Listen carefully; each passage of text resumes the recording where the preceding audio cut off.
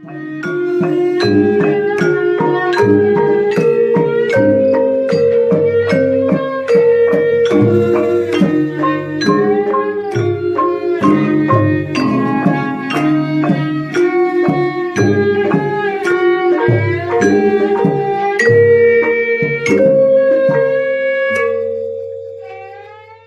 belakang juga ada aksar lafadzullah yang dari pohon juar yang daunnya bisa untuk pakan ternak. Juar itu maksudnya joyo ngre hamangkoni roso.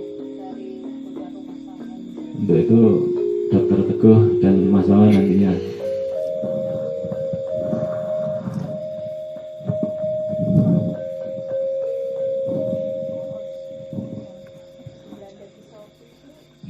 Assalamualaikum warahmatullahi wabarakatuh. Pak Teguh yang saya hormati dan teman-teman semua. Yang pertama yaitu mengenai benda alam atau benda ganjil. Ini filosofinya dulu. Filosofi dari benda ganjil atau benda alam ini sebenarnya pemaknaannya adalah proses mengganjilkan diri.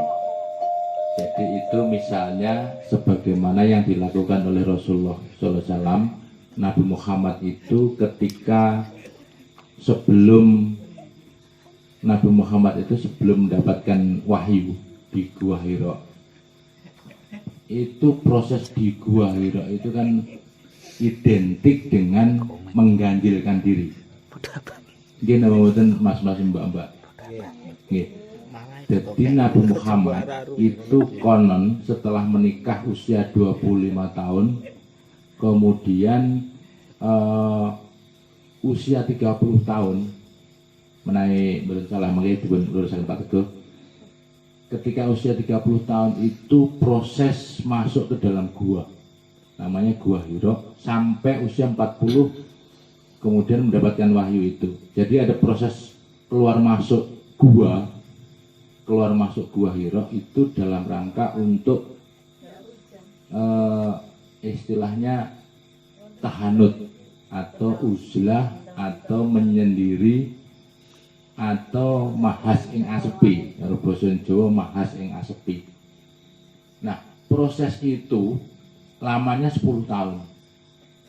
Jadi yang dilakukan oleh pemuda namanya Ahmad saat itu memasuki dalam Gua Hira selama 10 tahun, dalam arti bukan terus menerus tapi masuk ke dalam gua kemudian menyendiri dengan membawa perbekalan, bahkan kadang-kadang dikirim oleh istrinya Ibu Khadijah. Kemudian belum diangkat menjadi Rasul atau Nabi. Ketika keluar bergaul dengan masyarakat yang kemudian mendapatkan gelar. Jadi gelarnya itu yang pertama Al-Amin, artinya orang yang dapat dipercaya. Al-Amin, jujur. Jadi kalau sifat Rasul itu ada 4. Jadi fatonah itu cerdas, kemudian amanah itu dapat dipercaya, kemudian sidik jujur, kemudian tablik itu menyampaikan, artinya menyampaikan wahyu. Itu keseluruhan dari sifat Rasul, tetapi awalnya adalah digelari Al-Amin. Jadi tentu belum sampai menjangkau apa yang disampaikan oleh Dek Retno tadi atau yang disampaikan Pak Koko tadi. Ini prolog dulu. Jadi sebelum ke sana prolog dulu. Jadi ayat itu ada 3, melengkapi dari keterangan Pak Teguh. Ayat itu ada 3. Yang pertama ayat tertulis yaitu ada 4. Ayat tertulis ada 4. Jadi Taurat, Zabur, Injil dan Al-Quran. Itu ayat tertulis. Kemudian yang kedua adalah ayat alam. Tadi Pak Teguh juga sudah menyinggung ayat alam. Ini di dalam keseluruhan, misalnya namanya ngelmu Hastobroto. Ngelmu Hastobroto itu meneladani laku 8. Tadi yang 4 sudah disebutkan oleh Pak Teguh. Jadi meneladani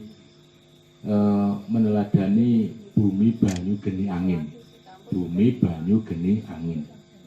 Kemudian ditambah lagi 4, srengenge, bulan, lintang, lan samudra. Sehingga menjadi 8. Jadi meneladani 8 unsur alam. Ini ilmunya seorang pemimpin. Nah, contoh bumi, meneladani bumi itu gimana sih? Misalkan gitu, ini kan alam, jadi nanti juga batu dan sebagainya. Meneladani bumi itu bagaimana sih? Bumi itu wataknya kaya. Mengapa kaya? Karena kita menanam padi akan tumbuh padi, menanam jagung tumbuh jagung dan seterusnya. Di dalam bumi ada air, ada gas, ada batu bara, barang benda-benda mulia dan sebagainya. Jadi semua ini menunjukkan kaya. Nah, lakunya orang kaya itu gimana? Ya infak, sedekah, menjadi dermawan. Itu lakunya orang kaya. Bumi tadi itu. Jadi bumi, di dalam bumi ada emas, ada perak, ada batu bara, timah, nikel. Yang sekarang ngetren itu nikel, Pak Teguh, yang jadi bahan baterai di dalam bumi. Bumi itu kaya. Jadi bumi itu nanti juga identik dengan lambang-lambang sholat.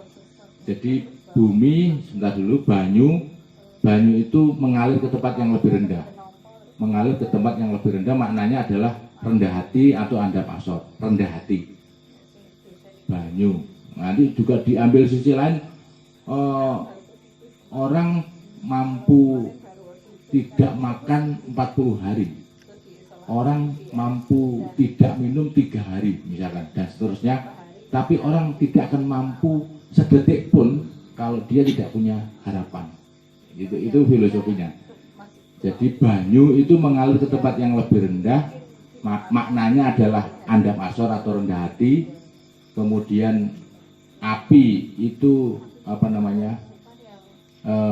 menghukum. Api itu sebagaimana api, kalau kita lempari sampah ya akan dibakar. Kalau kita lempari emas, pices, Rojobrono juga akan dibakar. Jadi penegakan keadilan. Api itu maknanya seperti itu. Kalau angin itu menghembus secara lembut, bisa dimaknai turba, menelusup kemana-mana, bisa bergaul dengan siapa saja, itu angin. Jadi kalau di dalam sholat misalnya, ketika kita berdiri, ini api itu sifatnya berdiri. Ini ada padanan begitu. Berdiri, ini padanannya api berdiri. Kemudian ketika rukuk, itu lambang angin. Angin itu berjalan lurus. Kemudian ketika sujud, kepala lebih rendah daripada pantat, ini lambangnya air, mengalir ke tempat yang lebih rendah. Kemudian duduk tahiyat itu bumi, artinya tenang. Jadi sangat banyak, dan artinya dikupas satu persatu dan sudah sangat banyak. Kemudian itu tadi ngelmu Hastobroto ya, ada bumi, banyu, geni, angin. Kemudian ada srengenge, lintang, rembulan, lan samudra. Waduh, ini panjang juga. Contoh samudra itu kita menghadap ke selatan, di sisi selatan ada lautan atau samudra, maknanya adalah dalam dan luas. Sebagaimana hati. Hati itu gambarannya seperti itu idealnya. Jadi samudra yang luas dan dalam itu gambarannya adalah hati seorang pemimpin itu seperti itu. Artinya mampu menampung unek-unek keluh kesah dari rakyatnya. Maknanya begitu. Kalau srengenge, matahari itu orang Jawa memaknainya perjalanan alon maton. Artinya ajek atau istiqomah. Itu matahari. Bukan sinarnya, bahwa sinarnya ya sunrise itu sunrise, matahari terbit pagi itu maknanya adalah untuk membangkitkan semangat, itu sunrise. Tapi yang penting adalah ajek atau istiqomah, perjalanan alon maton. Nah kemudian rembulan, kalau rembulan itu maknanya adalah lambang spiritual. Rembulan itu lambang spiritual, artinya padang bulan, penyinaran. Ini juga pencerahan. Nah, pepadang itu rembulan dalam konteks ini, bukan matahari. Maknanya karena malam hari itu gelap, maka diterangi oleh rembulan. Nah, kemudian tadi proses mengganjilkan diri itu identik dengan misalkan kita malam-malam jam 2 tahajud, ini proses mengganjilkan diri. Nanti kalau diunggah disebarkan itu para nabi rasul itu sikapnya mesti ini, para nabi rasul, kemudian para wali kekasih Allah, tabiat atau kesehariannya itu tidak lazim. Artinya tidak lazim proses mengganjilkan diri tadi itu. Ada proses mengganjilkan diri. Kalau umum ya umbiaan gitu. Umbiaan. Artinya secara umum ya orang banyak. Jadi tentu dalam hal ini pemahamannya terlebih dahulu, saya kira yang lebih utama. Nanti kemudian misalnya kan begini, ada proses mengganjilkan diri itu misalkan ditandai dengan alam, ijazah alam, atau ada berupa bambu, atau ada berupa watu dan sebagainya. Itu bisa kategori justifikasi alam atau ijazah alam. Contoh, ada orang menemukan bambu yang tetelnya itu tumbuh di tengah. Tumbuh di tengah itu maknanya ini gambarannya dari proses spiritual yang orang itu menemukan guru sejatinya, misalnya gitu. Ditandai dengan itu tadi. Macam-macam, ada pring tempuk, nanti maknanya adalah penyatuan unsur, entah dalam berkomunikasi dengan orang, memudahkan dalam berbisnis dan sebagainya. Tapi itu dalam proses ilahiyah, maksudnya dalam proses ilahiyah. Yang dilalah orang yang memproses itu tadi, ya namanya justifikasi alam. Justifikasi alam atau ayat alam. Jadi kemudian dia mendapatkan sesuatu yang berbeda dengan yang lain. Maksudnya itu seperti itu, bukan kemudian dibisniskan, bukan. Saya kira bukan begitu. Karena ini identiknya dengan legitimasi atau pengakuan alam atau justifikasi alam. Mungkin gambaran-gambaran yang umum dulu. Kalau yang spesifik nanti itu lebih sulit. Tidak beda dengan belajar tentang batu, kemudian dipakai cincin, itu ada virus, itu ada jenis ini kecubung misalnya, dan kan banyak. Nah, ini ada bab tersendiri. Tetapi secara umum yang dimaksud Pak Koko tadi itu tidak lain adalah benda-benda ganjil. Nah, maknanya bahwa benda-benda ganjil itu kita tarik ke dalam diri adalah orang yang berproses untuk mengganjilkan diri. Yang dimaksud mengganjilkan diri adalah berbeda pada umumnya. Maksudnya begitu, berbeda dengan pada umumnya. Kalau orang pada umumnya tidur, pada umumnya makan, itu ya sudah biasa. Kan sudah biasa orang makan, tidur, kemudian pergi, dolan, itu sudah biasa.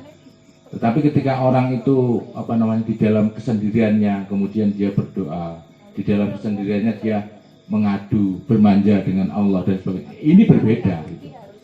Kemudian di dalam kesendiriannya dia merenung itu tafakur, tentu akan mempunyai nilai yang mendalam. Jadi saya kira gambaran yang umum saja. Jadi sebelum itu juga sedikit ini menyinggung tentang gamelan yang tadi untuk melengkapi yang tadi. Misalnya di dalam kasana budaya atau seni budaya Jawa atau kerawitan, misalnya ada yang namanya gending talu atau patalon. Gending talu atau patalon itu gending pitu. Di dalam simbol-simbol 7 itu sangat banyak. Surga 7 tingkatan, neraka 7 tingkatan, makom 7, ada martabat 7. Ini mendalam. Makom 7, martabat 7 dalam wilayah spiritual ini sangat mendalam. Nah, di gamelan ini juga ada simbol 7. Ada mitoni, ada tingkepan seni, itu kabeh gitu. Nah, contoh yang gending patalon atau gending talu ini ditabuh sebelum pagelaran wayang dimulai. Jadi setidaknya kita tahu filosofinya dulu, maknanya dulu. Jadi yang pertama itu misalnya gending cucur bau, mohon maaf, cucur bau, gending cucur bau. Cucur itu nama jajan orang desa, namanya cucur warna coklat itu. Bau itu mohon maaf, ini punya ibu-ibu. Nah, ini adalah permulaan gending. Di situ tadi ada gending 7, dimulai dari simbol kepunyaan ibu-ibu, namanya cucur bau. Sudah, gitu aja kan jelas ya. Kemudian yang kedua, gending pare anom. Pare anom ada buah pare lah, ibu-ibu, mbak-mbak sudah tahu. Itu simbol dari punya mas-mas. Tadi punya mbak-mbak, sekarang punya mas-mas. Gending pare anom. Pare itu pahit maksudnya gitu rasanya. Tapi intinya seperti itu. Cucur bau, pare anom. Ini alamiah. Orang berproses itu seperti itu. Kemudian setelah laki-laki dan perempuan itu ketemu, maka timbullah apa? Cinta, asmara. Nah, itu disebut asrikaton. Jadi gending asrikaton. Yang ketiga adalah gending asrikaton. Apalah Mas Ipan? Ini penting Mas Ipan. Sampai apal nih. Gending asrikaton. Asri itu indah, katon itu terlihat. Jadi dilihat itu menjadi indah. Pasangan yang masa apa? Suka lawan jenis itu, laki-laki dan perempuan. Nah, mohon maaf, setelah menikah gending sukmo ilang Pak. Jadi cucur bau, pare anom, kemudian asrikaton, setelah itu sukmo ilang. Nah, gending sukmo ilang ini yang bisa merasakan yang orang sudah menikah. Kalau yang belum menikah belum tahu. Sukmo itu ya nyawa atau rasa hilangnya ya hilang, kayak kepecatnya. Ini gambaran seperti itu. Puncak apa kenikmatan itu seperti digambarkan oleh Pujaga Jawa sebagai sukmo ilang. Jadi itu yang ke berapa Mas Ivan? 4. Yang keempat ya. Jadi asrikaton, kemudian sukmo ilang. Nah, setelah sukmo ilang, maka kemudian ayak-ayak. Jadi ini juga proses fase kemudian mempersiapkan lahirnya sang jabang bayi. Tadi kan pertemuan perempuan, laki-laki, kemudian tumbuhnya cinta. Setelah cinta asrikaton tadi itu, kemudian menikah, digambarkan sukmo ilang. Setelah sukmo ilang, ayak-ayak. Nanti wijinya, tukulnya itu baik atau jelek atau bagaimana lah, ini proses ayak-ayak ini tersaring. Maksudnya ayak-ayak itu apa namanya? Ayak-ayak itu kan gampangannya apa namanya? Sperma itu kan jutaan, digambarkan oleh ilmuwan kan jutaan. Kemudian dari jutaan itu hanya satu yang terfilter, yaitulah yang akan lahir entah laki-laki atau perempuan. Itu satu. Berarti kan satu ini kan luar biasa, bisa mengalahkan jutaan yang lain kan gitu. Nah, ini prosesnya ayak-ayak. Nah, menjelang kelahiran tadi itu, ayak-ayak itu orang yang istrinya sedang hamil besar mempersiapkan kelahiran, ini sudah mulai serempek. Wah, ini kudu cepat tanggap. Kudu cepat tanggap, sigap dan seterusnya. Jadi namanya gending serempek. Yang ke-6, serempek itu artinya cepat-cepat. Ini butuh butuh dana tinggi iki. Golek cepat. Ini setelah ini kita harus pergi ke rumah sakit misalkan atau ke bidan loh. Kendaraan ini harus siap gitu. Nah, apalagi kalau sudah yang terakhir sampah. Sampah itu nanti aba-abanya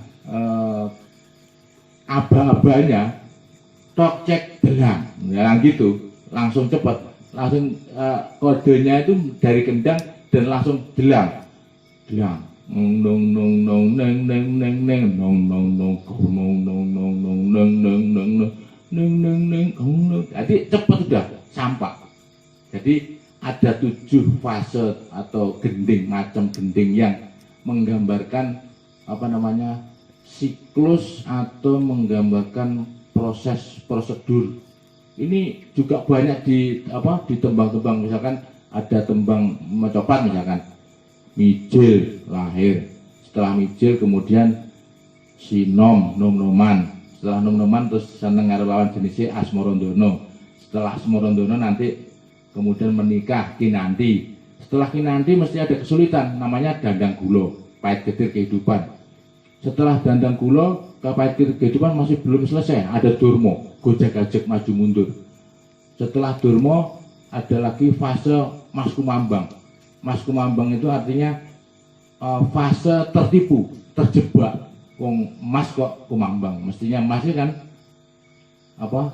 Tenggelam. Nah, mas kok kumambang. Nah, itu orang Jawa mengidentifikasi mas kumambang itu misalnya yang pertama adalah kumrinjing ringgit, godaan karena uang. Yang kedua, gebiare wentes kuning. Nah, ini Pak Gus sudah tahu.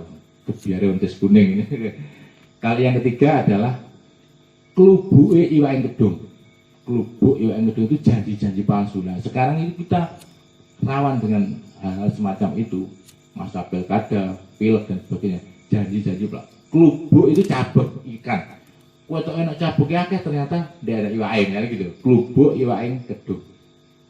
Itu fase mas kumambang, fase kepalsuan.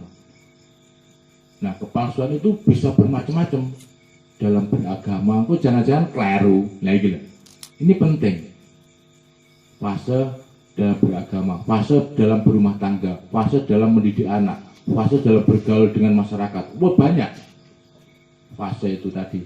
Nah, kemudian setelah mas kumambang, maka masuk fase berikutnya pangkur. Sudah ada kesadaran untuk ngungkuri kadunyan. Setelah ngungkuri kadunyan pangkur, maka gambuh. Gambuh itu artinya kumintil kepada Gusti Allah.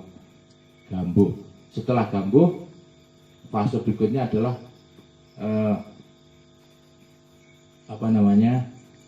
megatroh, mati. Setelah mati jadi pocongan, bucung. Nah, itu semua banyak yang bernada atau nuansa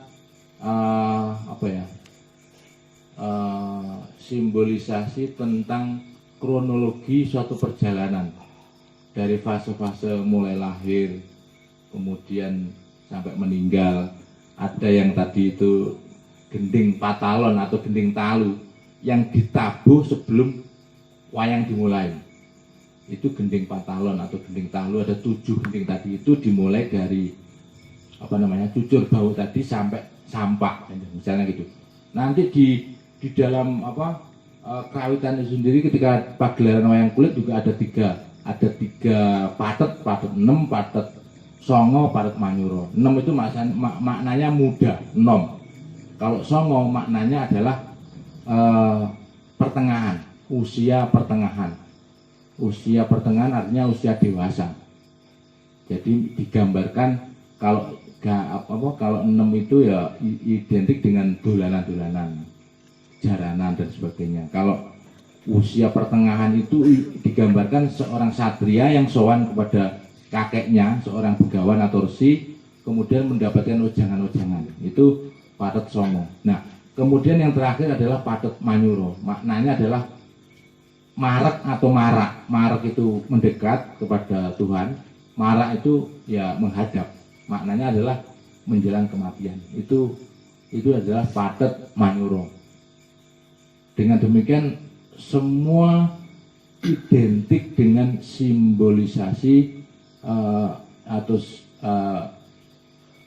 simbolisasi tentang kehidupan, baik itu tentang siklus perjalanan kehidupan manusia, baik itu tentang persiapan rumah tangga dan sebagainya. Semuanya digambarkan dengan fase-fase perjalanan seperti itu. Jadi digambarkan dalam bentuk simbol-simbol.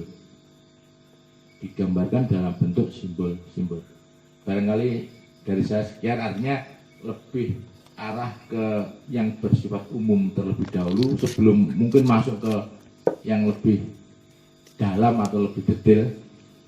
Tapi yang penting adalah simbolisasi atau makna filosofinya terlebih dahulu. Misalnya benda ganjil yaitu dalam arti mengganjilkan diri. Jadi ada proses yang tidak biasa, yang ada proses perjalanan yang tidak umum. Kalau umumnya itu orang begitu, wah ini tidak begitu. Sebagaimana Nabi Muhammad SAW. Jadi artinya ada yang berbeda, ada yang unik. Contoh misalkan orang kayak begini di saat kebanyakan orang di saat kebanyakan orang butuh uang untuk korupsi, butuh jabatan dan sebagainya. Tapi ada orang yang kemudian Senin Kemis, misalnya ini, ada orang tirakat, aku tak nirakat uripku ben ngene. Loh, itu luar biasa di saat seperti ini. Ada orang yang kebanyakan orang misalnya, ini misalnya kan bukan sekarang, kalau sekarang situasi corona ya tentu berbeda. Misalnya kebanyakan orang ke dugem, ke diskotik, ke karaoke, hura-hura, foya-foya. Kemudian ada orang yang diam-diam terus tafakur, terus istighfar, terus kemudian sholat malam. Loh, ini mengganjilkan diri. Maknanya secara umum begitu. Demikian dari saya, mohon maaf kurang lebihnya. Assalamualaikum warahmatullahi wabarakatuh.